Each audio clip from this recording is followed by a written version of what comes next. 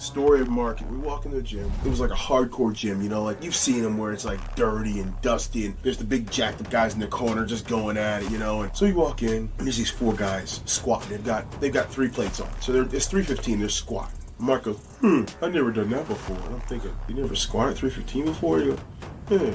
He walks over and goes, yo, you mind if I get in? And they're like, oh, okay. No warm up. He's still in his regular jeans, you know? And I'm like, what is Mark doing? And Mark's, he's stretching. He goes, yeah. And bangs out 10 military. And I go, and my jaw just hit the ground. He racks and goes, thank you guys. And all 4 of those guys did like this and went, we're done.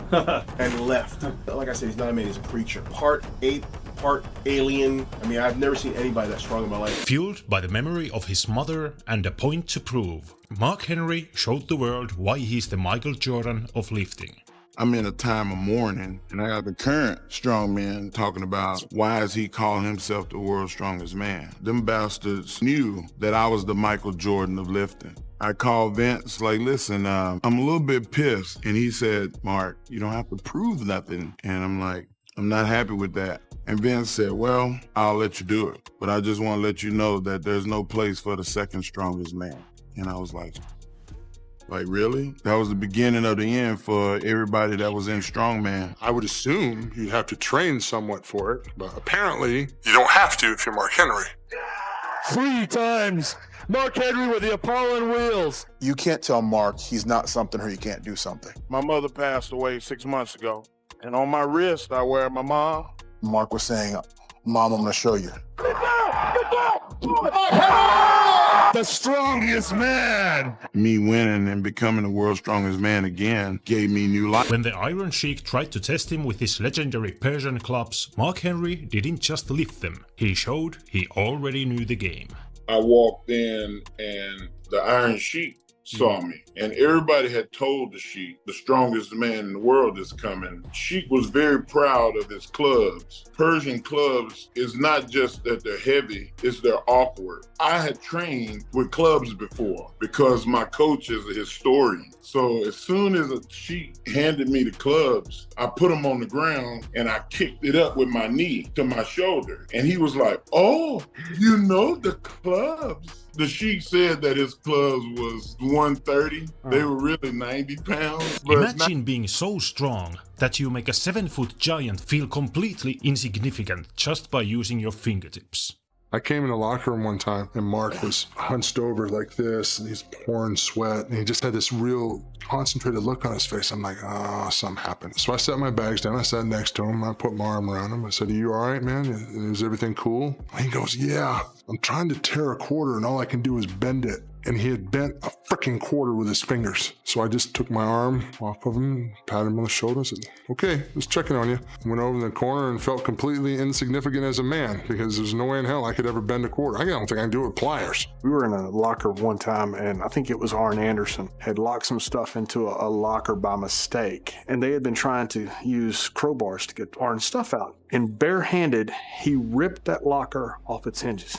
We looked at Mark, and I said, Mark, if I've ever done anything to offend you, I apologize now. That man was legit. He picked up nearly 500 pounds of pure giant and launched him through a table like he was a featherweight. What was your favorite part about that run? Big Show was 465, 470 at the time, and I picked him up to here. And then when I went to give him the world's strongest slam, and I picked him up over my head and spiked him through the table. I remember getting to the back and Kane walking up to me and going, most impressive thing I ever saw in my life. He said, I've never seen nothing like that. And he was like a kid. There's one legendary feat of strength he was capable of, but his respect for history was even stronger than his muscles. I wanted to lift McCaskill's anchor in Halifax, Nova Scotia, but I was not allowed to do it. And the Venture Stone, out of respect for Mr. Venture, who was an African that escaped slavery and Underground Railroad and went to Canada, became a rock mason and lifted this stone called the Venture Stone, which bears his name. I wouldn't lift it because of his lore. Came back to America, bought all his family and took him back to Canada. Even the world's strongest man admits there was one opponent who truly made him feel like he'd been through a war. And Brock Lesnar, the only person that I felt like I got beat in a fight. He was the MMA champion, near my size. and very strong. And I got a lot of respect for him. But you would have had to be of that same cloth to get in there with me in a fight-like situation and come out on top. I didn't gouge Brock. I didn't try to suffocate him. I wrestled him straight up, and he beat me. Not because I was scared of him. Like, that's who I was, man, and that's who I am to this day. Physically, I'm not what I used to be. And if somebody hit me now, I'm calling the police. But back then, man, you better call the National Guard if you mess with me. Mark was so powerful, he had to hold back in the ring, just to keep from accidentally destroying his opponents. When I was with WWE back in 2008, not now, the only guy in the WWE at that time that if I got into a fight with that I would not fight was Mark Henry. Big, strong, and quick. Mark Henry was quick to you. Very quick. Really? Here's a guy at 400 pounds slam dunk a basketball. Very true, very true. Yep. And I saw him run. I seen him doing things. He was in the ring, he don't, because Mark, when he wrestled, his biggest problem was getting over with the people. Mark have to hold back. He was so strong. I talked to the Big Show one time, he said, Mark could be a great wrestler if he could let loose. Mark was afraid of hurting people. He don't know his strength. He's just one of these guys that is stronger than what he looks. The script called for a pre-cut chain, but looks like somebody forgot something. They wanted me to pull the chain, break the chain, and I had committed to pulling on that chain to break that lock. Jim Ellis, I should kick you in the balls. He forgot to take the master lock, but he didn't weaken it enough so I could just, pop it. So when I started pulling on it, it wouldn't go. That's why it took so long. Mark found out the hard way that moving from the main event to the mid-card meant his bank account was taking a bigger hit than he ever did in the ring. If you was on a tour with Taker or Steve or Rock or one of those elite Golden Circle type guys, your money went up. Yeah. So there was that too. So you always wanted to be on those cards with the main guys.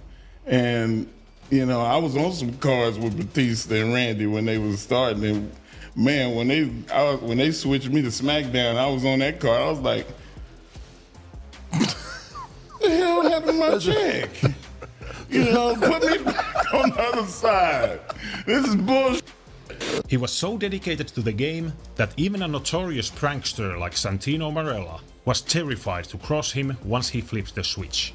Was there anybody you didn't get to break? Well, it's funny because some guys, like for example, Mark Henry, backstage spitting out his water, laughing. But when he goes out there, he flicks that switch and he's like turning. He would not break character on TV. He is scary when he's out there. He scared the hell out of me once in Gorilla just by saying like, "Hey, just so you know, when I go out there, I'm indestructible. Protect yourself." And I was like, "Oh my God, what's about to happen?" And then he's like, "I'm just messing with you, man." I'm like, "Don't do that." Tony Atlas quickly realized that for Mark, world record weight was nothing more than a warm-up. Jim, he never bench pressed a day in his life. Never did bench pressing. And my job was to train him because Vince wanted, he was 430 pounds.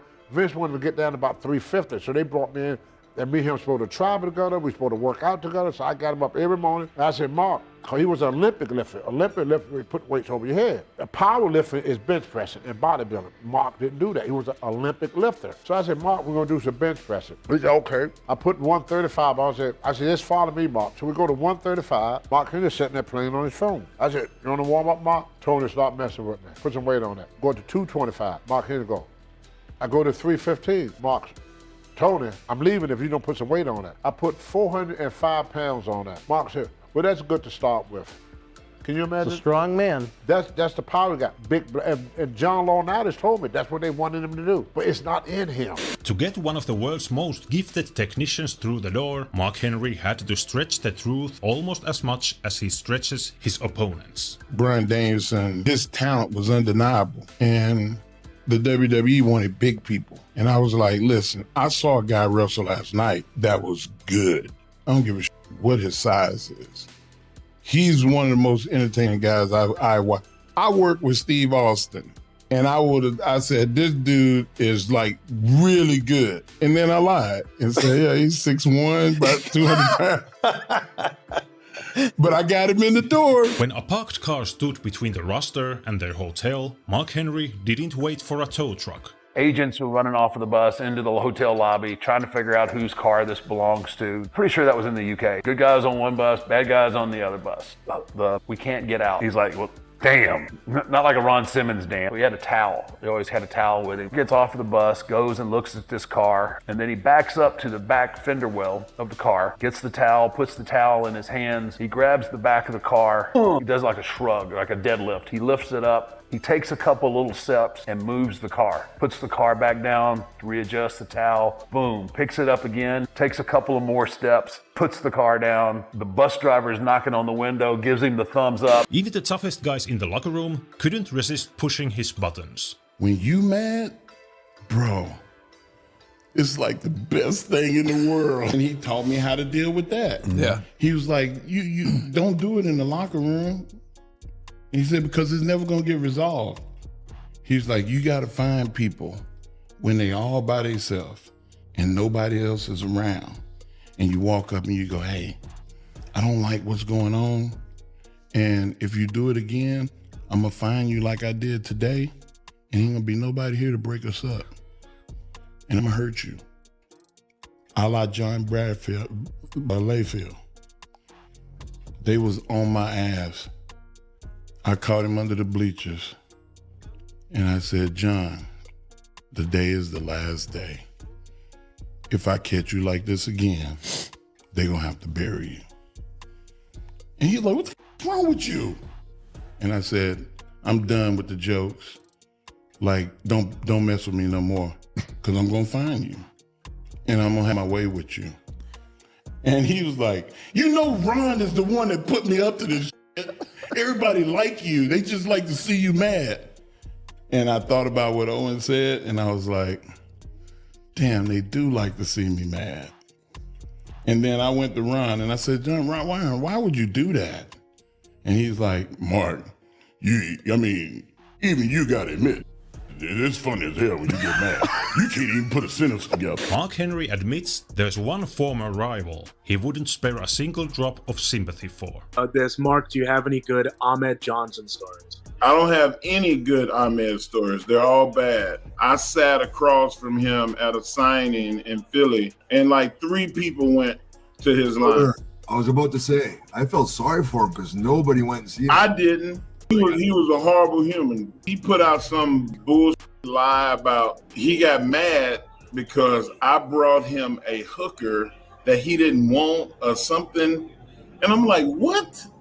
Like, why would I bring you somebody? Because he wants to tarnish the way people see me. Okay. The people that know me know I'm a good person. Sometimes I get angry and I'll act like I'm not a good person. But it's because somebody brought that out of me. So he was trying to tarnish my name, and it didn't work. People like, really? Mark Henry? The one I know? Get out of here. Right. No good stories. When Big Show ranked the strongest wrestlers of all time, Mark Henry took it personally. And he put John Cena in front of me. And I said, man, what the hell wrong with you? That was on my show. Yeah. Sorry. Like, what's wrong with you? I was like, you know that dude ain't nowhere near as strong as me. I bend steel with my hands. Me and Big Show, I bent the steering wheel one time in the car. We were driving, and my son said something crass to my wife. And I got mad. He said, what? And bent the steering wheel. I'm guessing this was a rental car. Yeah. What happens when you return the rental car? They didn't know. I bent it back. I got in trouble and they sent me to Canada because I threatened to kill Shawn Michaels and the entire Kliq. They hit, I thought that, I thought it was them. Nonchalant, he just said that. I meant that I meant it. But I found out later on it was Paul Bearer who hit my crutches. And I blamed it on Shawn now because they came up to me, hey man, they hit your crutches? What happened? And I was like, man, you too small to be talking. Vince McMahon pulled a prank so infuriating that it caused Mark Henry to go on a backstage rampage. Vince ribbed me, took me out into the ring and said I was going to have a match against Sin Cara. I'm standing there in the ring, nobody comes out. I go to the referee, what's going on, man? They rewrapping his knee, I think. Now I'm pissed at Sin Cara, and if he came out, I was going to hurt him. I come to the back, it's a ghost town, and I just start destroying it. And I kick Vince's door open, he's gone. Start calling Vince. I was like, man, I quit. He's like, look, I apologize. I don't want you to quit. Can I show you something? He showed the footage of me in the ring, angry. He said, if you can do that in the ring, you make a lot of money. Thus, the Hall of Pain was born. Maven stepped into the ring with a man who could toss around grown athletes like they were sacks of flour. Mark Henry, sexual chocolate. I had a match with Mark, and let me explain the difference real quick. As big and as strong as I got, man, I had beach muscles. But then there were a few guys in the locker room who, I mean, just strong as an ox. Then I wrestled Mark Henry, man in the world. I've never been thrown like I was that night. He hip tossed me, threw me across the ring, safely, mind you. I knew this was gonna happen. And when I landed, I bounced and my leg hit the rope on the opposite corner. A fun moment with Mark where I was in a tag match in Cape Girardeau at what's called the Show Me Center. God bless, I learned a lot from Mark, and I hope he doesn't get mad at me for sharing this, but I watched Mark on the apron fall asleep as we're in the middle of bumping, and I remember watching Mark just slowly, and then he come back. And when we eventually tagged him, there was not this, we'd like to call it the hot tag, could be the most exciting 15 seconds of the night. There was not this big response, not this big reaction. Braun Strowman was a homeless strongman with nothing but a dream, until Mark Henry put his own reputation on the line to personally pave his way to superstar. Strongman at the time, it wasn't financially feasible. I was homeless at the time, bouncing around from people's couches because I couldn't have a full-time job because I had to train so much and all this stuff. And I had become friends with Mark Henry after I won North America's Strongest Man, and then I went on to win the Arnold Classic, and Mark Henry won the very first Arnold Classic ever, and he was always there as a judge, and he saw something in me because when I competed in World's Strongest Man, I was more than feet, five, faux, thumb, pick it up, set it down, and go to the back. I was out there, Hulk Hogan. I was imagining Hulk Hogan when I was a kid, ripping my shirt off again, throwing it in the crowd, having 20,000 people go crazy at the Arnold Classic. And Mark Henry saw something, and he called Vince McMahon. He said, you need to look at this kid. And he put his name on the line, bought my plane ticket, flew me down to Florida. Mark Henry personally picked me up from the airport, took me all around, showed me a good time, was there for my tryout. I owe so much to that man. I had prepared myself to actually retire for real. I was hurt, I was beat up for months. I told people it's over, I'm done, can't do this no more. Mark had texted me earlier today and go, man, make sure you watch Raw tonight, I got an announcement. So I'm like, Mark never texts me, so I tune in. I'm at home watching TV, crying like a damn baby. You know, I leave him this long-ass text message while he's right in the ring. You son bitch, I'm sitting here crying, I'm happy for you. You know, we got much more miles, I thought, down the road together, but if you needed to retire, I respect that. I just wasn't gonna retire.